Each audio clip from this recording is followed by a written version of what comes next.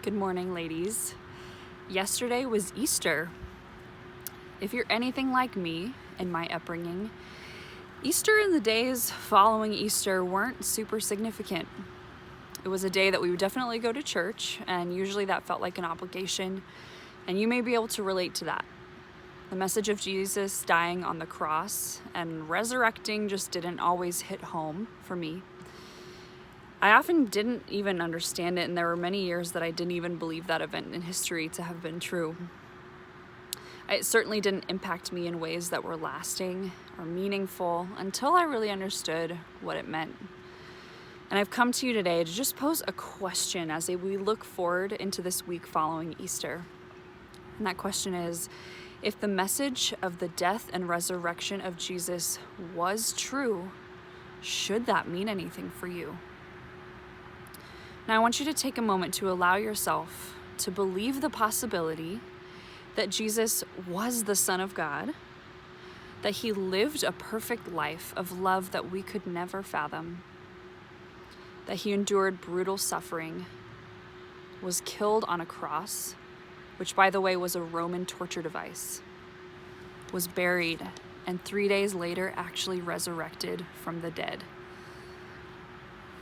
All of this so that we might believe he was who he said he was and seek a true relationship with God as a response. And we receive redemption from our brokenness. 1 Peter 1:3 says, "Praise be to the God and Father of our Lord Jesus Christ.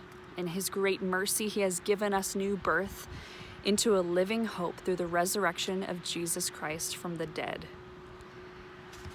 The acts that Jesus took, not only in his life on earth, but during his suffering, his death and resurrection, have the power to legitimately change you. 1 Peter 2 says that by his wounds, you have been healed. This should mean everything to you. This is worth learning about. It's worth questioning. This is worth understanding. Jesus went through everything that he did so that you could take a chance in learning what this means for you in your life. For a group of people in Acts 2:37 hearing this, their response to that question was, "Brothers, what shall we do?" They were cut to the heart. And I urge you to ask this question for yourself. What shall you do? What now?